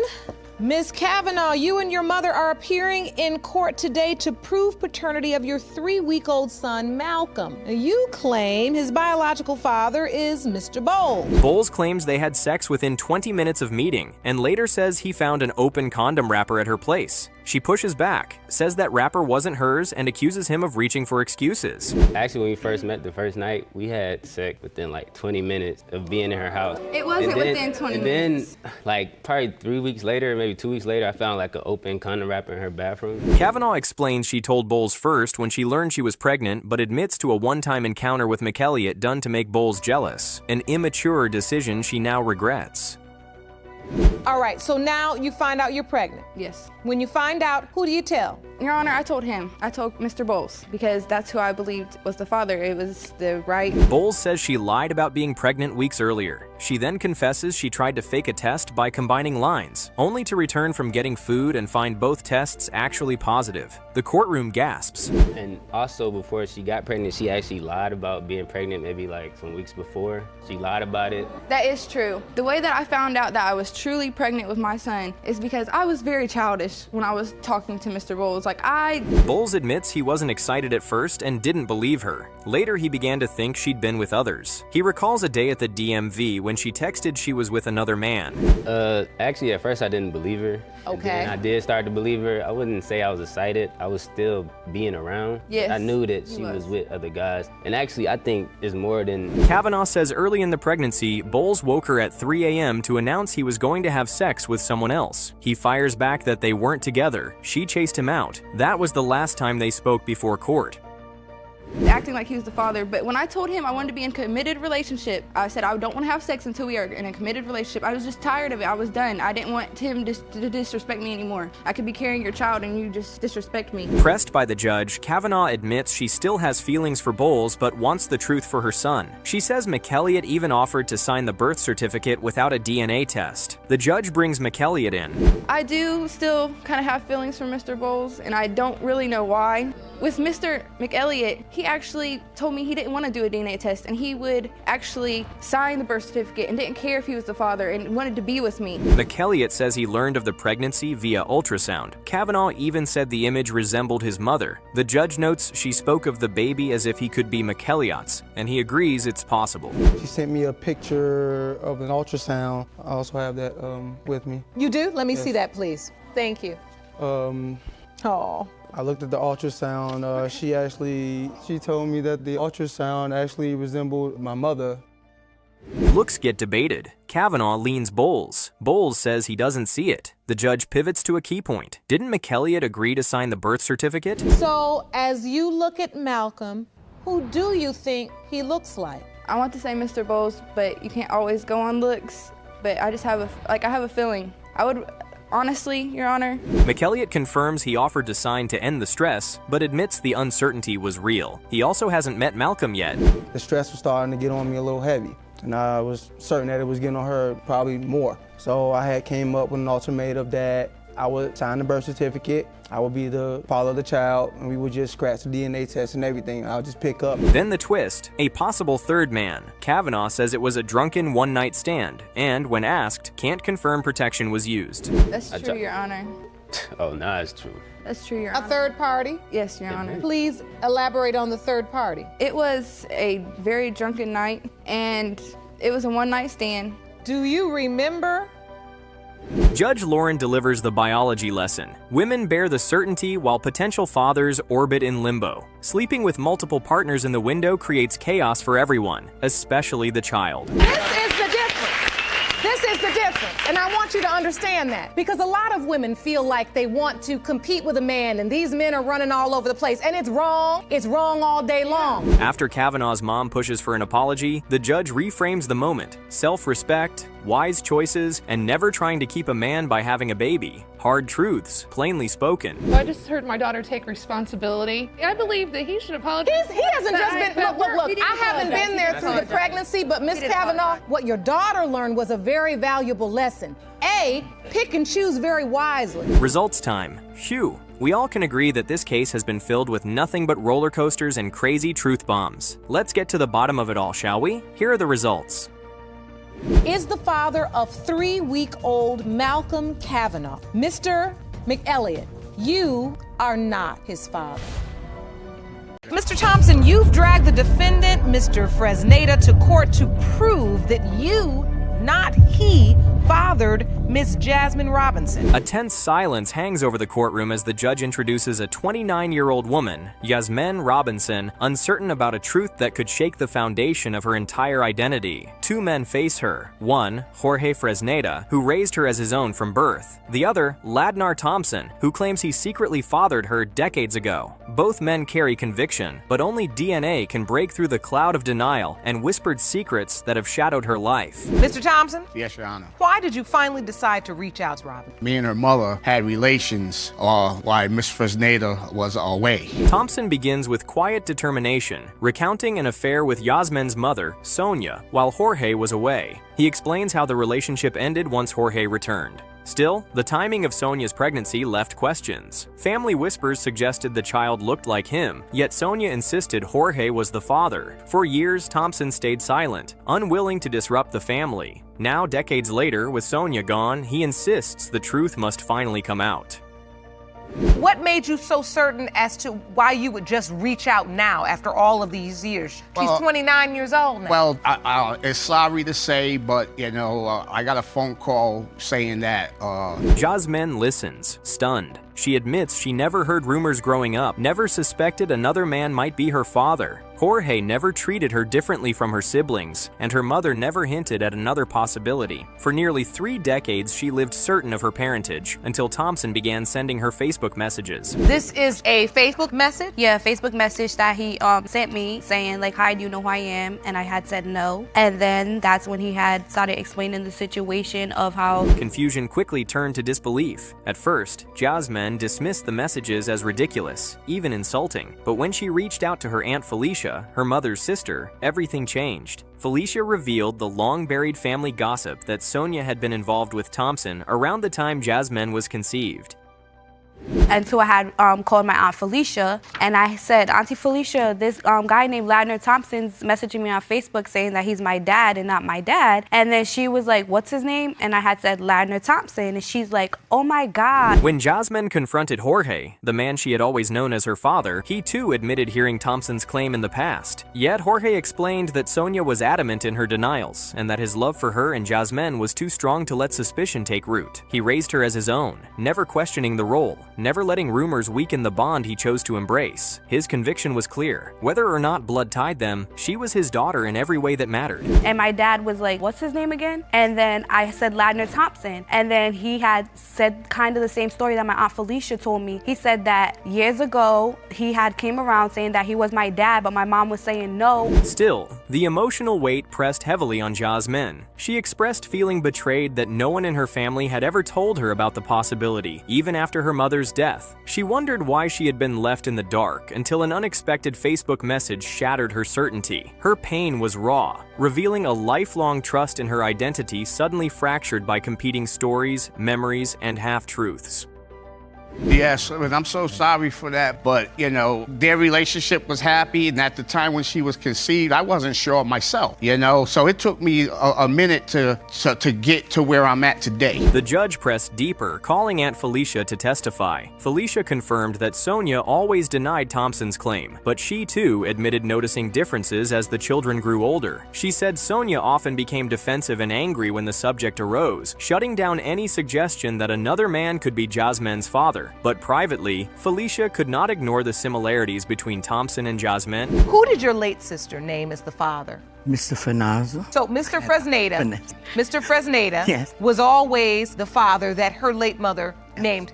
This is her dad. Jorge, however, stood firm. He had loved Sonia, trusted her word, and built a family that included 4 more children after Yasmin. To him, paternity was never in question. Yasmin was his firstborn, and nothing could shake that truth in his heart. Still, he admitted wishing Thompson had spoken directly to him before contacting Jasmine, instead of letting her carry the burden of unraveling a decades-old secret alone.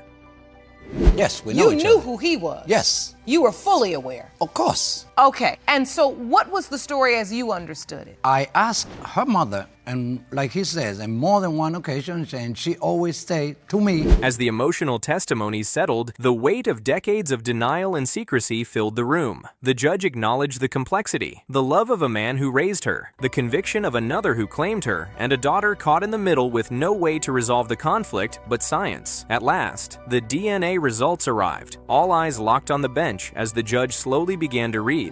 It has been determined by this court. The biological father is Mr. Thompson. You are her father. Ms. Hayslip, you are seeking a DNA test to prove that Mr. Hayslip, the defendant, is your biological father. You've believed he is your biological father for many years. The courtroom was heavy with tension the moment Celeste Hayslip took her place before Judge Lake. For 19 years, she had carried the belief that David Hayslip was her father, even as he denied her at every turn. She had grown up with his name, his legacy, but never his presence. Now, she sought clarity, demanding a DNA test to finally settle the question of her identity. Across the room, David stood rigid, fueled by years of bitterness, insisting she was never his child. When did you first hear that Ms. Hayslip is potentially your daughter? Moved from southern Michigan to northern Michigan. I was on my way back, about a 200-mile trip to... David's anger was rooted in the way the truth had reached him, not through family, not through choice, but through handcuffs. He recounted the humiliation of being pulled over for speeding and suddenly being told he was wanted for unpaid child support. Shackled and locked away, he learned for the first time that someone was claiming he had a daughter. When you finally got out, how did you go about finding out what this information was and how? When I was released from the county, they gave me a court date. They stated the mother's name and the child's name, and I'm like, look, it's In court, David pointed to the conception dates, laying them out with precision. He admitted to a brief affair with Celeste's mother, but said it ended months before the child could have been conceived. His calendar showed encounters in October and November, which placed a possible due date in August, but Celeste wasn't born until late September. To him, the math didn't add up. You have a completely different understanding that you were told as a child. As I was growing up, I knew David as my father. Who told you that he my was? My mother. Okay. Celeste's truth was very different. She described her childhood with conviction, explaining that her mother always told her David was her father. From her earliest years, she had carried that knowledge, only for it to shift as she grew older. At just 5 years old, her mother hinted that David might not be her father, but the name Hayslip remained etched into her life. For a long time, they rode the same school bus and didn't even know it. Can I jump in with that? Mr. Hayslip, how did this happen? She had a different last name. She did not carry my last name up until, as far as I know, her freshman year of high school. And that was her mother's choice.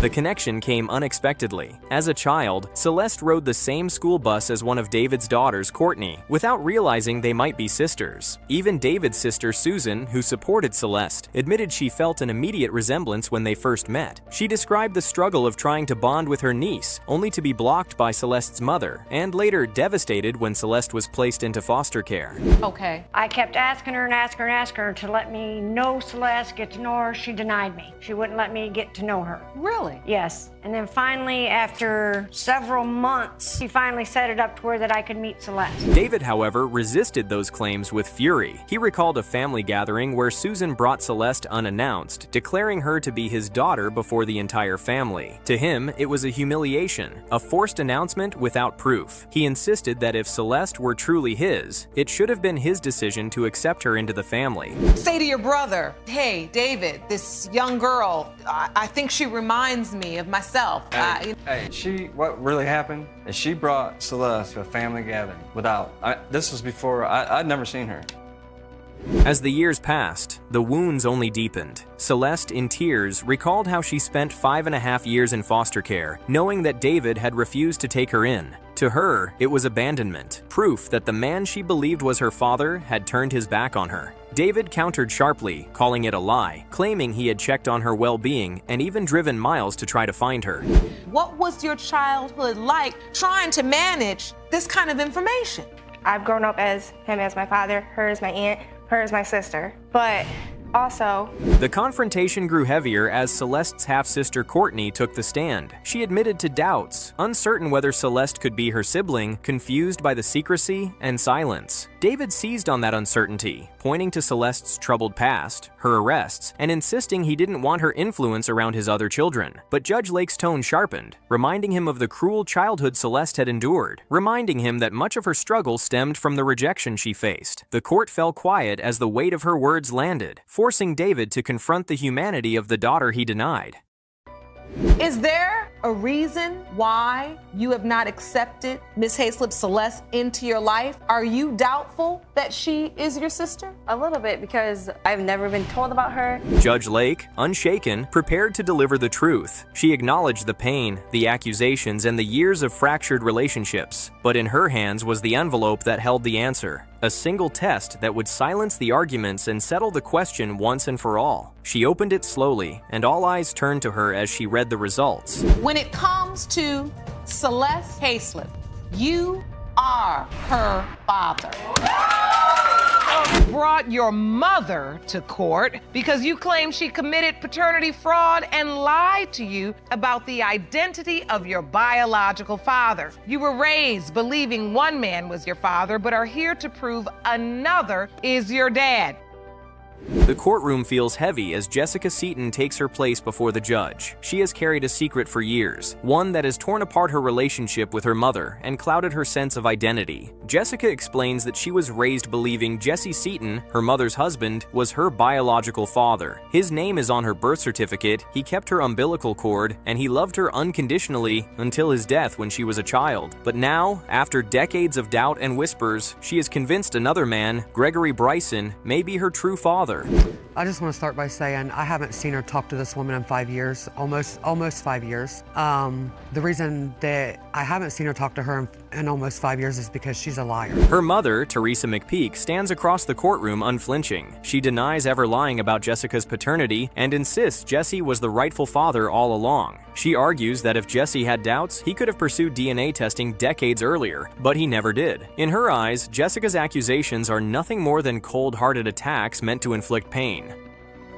My daughter doesn't care who she hurts at all. She's a very cold-hearted person, and she just does not care who she hurts. Have you lied to her about her father? No. They could have had DNA. The judge presses deeper, demanding answers about how this question of paternity surfaced after so many years. Jessica recounts a medical crisis in 2011 when she needed a blood transfusion. To her, that incident confirmed that Jesse, the man she thought was her father, might not have been biologically connected to her at all. Teresa immediately denies this account, dismissing it as a fabrication designed to tarnish her reputation. Back in 2011, I had complications and I needed a blood transfusion. My mom was supposed to make it to the hospital. She never showed up, whatever the reason was. So my grandmother and my Uncle Paul had both. The court then hears a written statement from Jessica's grandmother, Jesse's mother. In it, she claims she always knew Jesse was not Jessica's father. She accuses Teresa of being with Greg during the pregnancy and says everyone in their small town knew the truth. Teresa dismisses the letter, insisting Jesse's mother never approved of her and never considered her good enough for her son. Her rebuttal is fierce. Everyone in town knows that Teresa was with Greg while she was pregnant. I don't know why Teresa keeps denying it. I couldn't go years without telling Jessica who her real father was, which is Greg. Jessica pushes back with more allegations. She says her mother once told her, and even told her grandmother, that DNA testing had been done years ago. Yet when Jessica contacted DNA centers, no such record existed. Teresa flatly denies ever saying such a thing, accusing her daughter of inventing stories. She maintains that if she were unwilling to face the truth, she would not have appeared in court at all. Well, Jesse died when I was about 7.5. But from what I can remember, he was the perfect man, perfect dad. What hurts me the most is that this man died thinking that I was his only daughter. When asked about the timeline of her relationships, Teresa admits she lived with Greg during the period of conception, but later became involved with Jesse. The overlap was close, raising the likelihood that either man could be Jessica's father. This admission tilts the courtroom atmosphere. Suddenly, the possibility of Greg's paternity feels undeniable. Did you tell Mr. Bryson and your daughter about a DNA test, Ms. McPeak? No, everything she just said is a lie. Not one time ever did I tell her that we had DNA. That's a lie. The judge then calls Greg Bryson into the room. He enters confidently, his voice steady as he declares he is certain Jessica is his daughter. He points to their physical resemblance and recalls how Jesse's mother once told him Jessica was his child. To him, there has never been a doubt. Greg then paints a picture of betrayal. He recalls coming home one day to find his belongings tossed into the snow, replaced by Jesse, who had suddenly taken his place in Teresa's life. Miss Seaton's Jessica's biological father? Yes, I guarantee you, Your Honor. You do? Oh, yes. Why do you believe that? Look at her. She looks like my other daughter. I guarantee you, the money I got in my pocket, she's mine. Secondly, the grandmother. The courtroom listens as he explains why he never fought harder back then. With Jesse listed on the birth certificate, Greg says he felt powerless. In his words, a man cannot force fatherhood if a woman refuses to acknowledge him. He claims the only reason he knew for sure was because Jesse's mother confirmed it and because he could see himself in Jessica's face. She deprived me of 32 years of being with my daughter. And I see how emotional you are about that. I see how much that upsets you. So if you knew that, then why didn't you pursue any avenues? As a man, what can you do? The room quiets as the judge signals for the envelope. Jerome delivers it to the bench, the sound of paper crisp against the tension that fills the air. The judge explains that 2 DNA tests were performed, one with Jesse's biological relative and one with Greg himself. Jessica leans forward, her eyes fixed on the envelope that contains the truth she has waited her entire life to know. Then the judge began reading the results. It has been determined by this court. The biological father is Mr. Bryson. Ms. Owens, you say that after a whirlwind teenage romance and a brief marriage to Mr. Raines, he got you pregnant and then left you high and dry to raise your daughter, Jamie, on your own. The courtroom is tense as Clara Owens steps forward, carrying decades of pain like armor. She insists that her former teenage sweetheart and ex-husband, David Raines, is the father of her daughter Jaime. To Clara, the story is simple. After a stormy young marriage and a pregnancy she carried mostly alone, David abandoned her. She has come to court determined to prove he is the man responsible, not only for the child she raised, but for the years of silence that followed.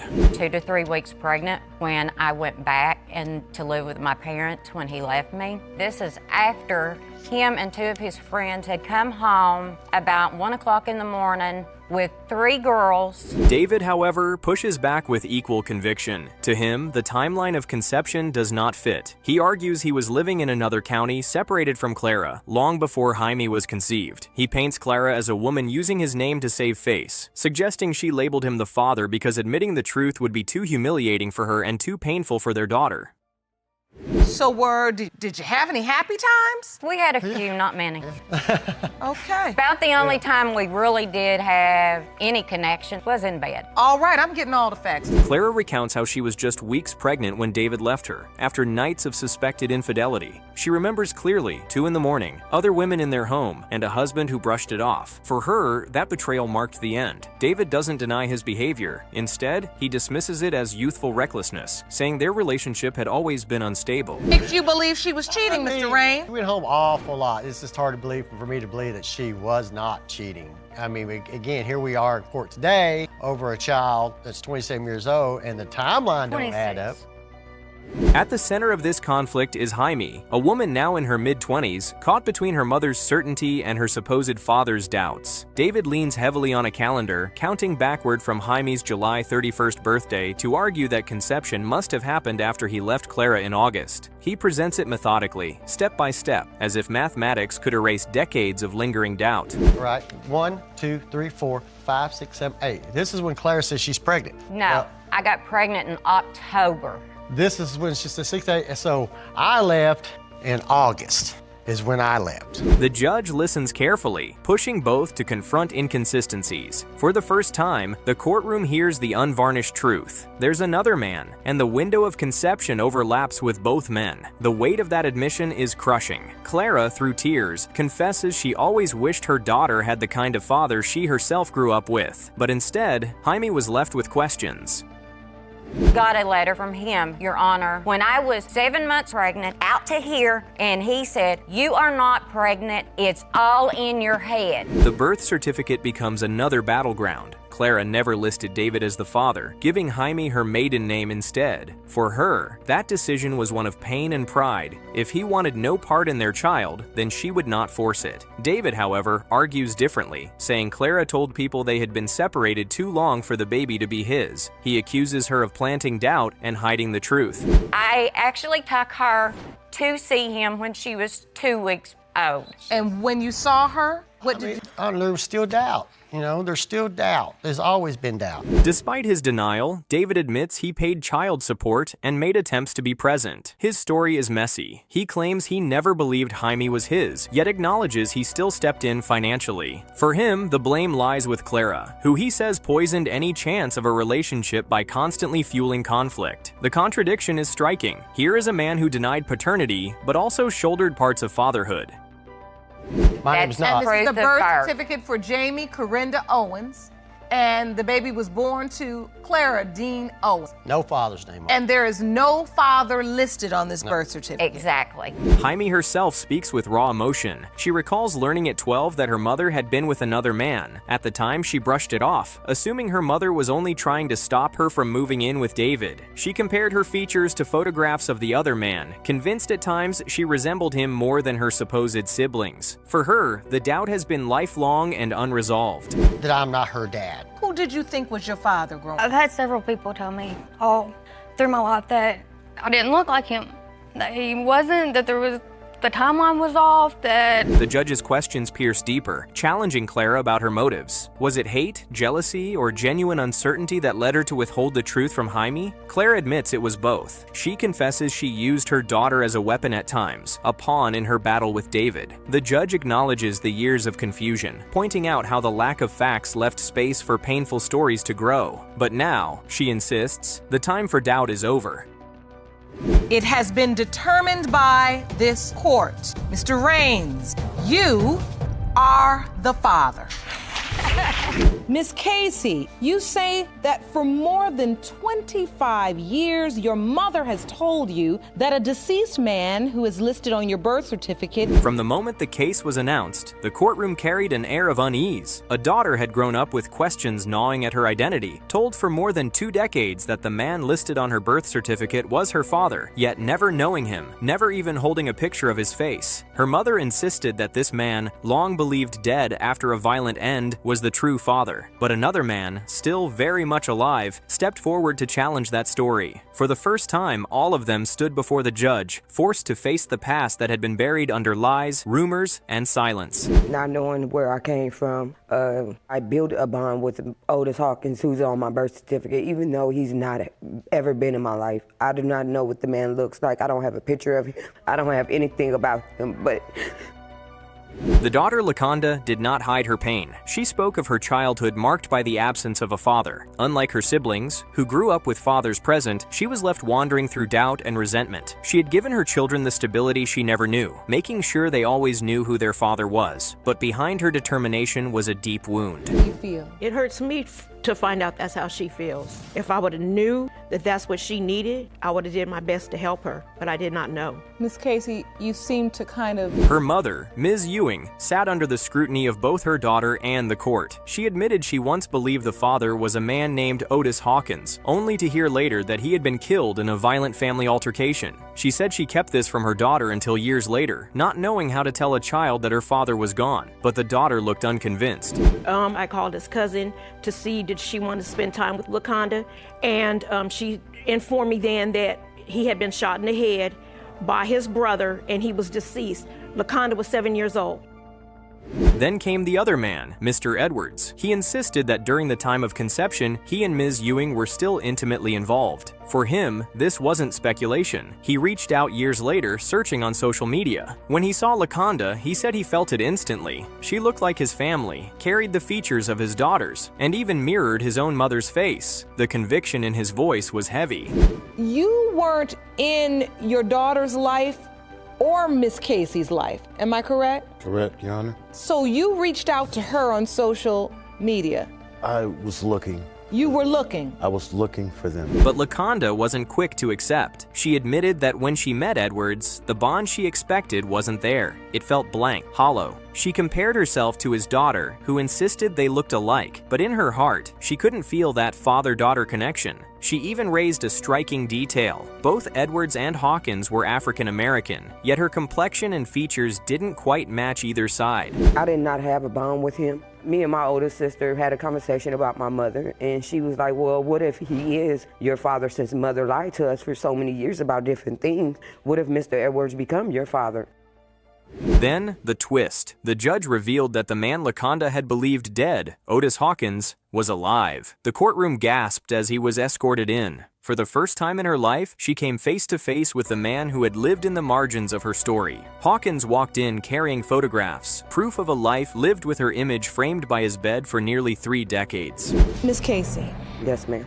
You've been told for over 25 years that Otis Hawkins, the man you believe to be your father. The reunion brought joy and heartbreak in equal measure. Hawkins swore he never stopped thinking about her, that her picture stayed with him every night, but his presence now stirred more questions than answers. How had the story of his death spread? Why had her mother told her that he was gone forever? Ms. Ewing denied making it up, claiming it was what she had been told. LaConda's picture. All these years I look You at it remember the relationship with her mother? Yes. Tell me about that relation. Hawkins reaffirmed he believed he was her father without doubt. He declared that he had never doubted she was his child. Edwards clung to his conviction, pointing to similarities that no test could erase from his mind. The mother's credibility crumbled under the weight of conflicting accounts, her past choices exposed. Did you ever doubt LaConda was yours? They just asked me last weekend when I buried my mother, and on her obituary. The daughter, having carried the blame for so long, finally heard the judge cut through the noise. She had been an innocent child, never responsible for the chaos adults had created around her. But that truth was little comfort as she faced 3 possibilities. At last, the judge held the envelope in her hands. Years of mystery, a lifetime of searching, and countless lies hung in the balance. Pertaining to whether Mr. Hawkins is the father of Ms. Casey. Mr. Hawkins, you are not her father.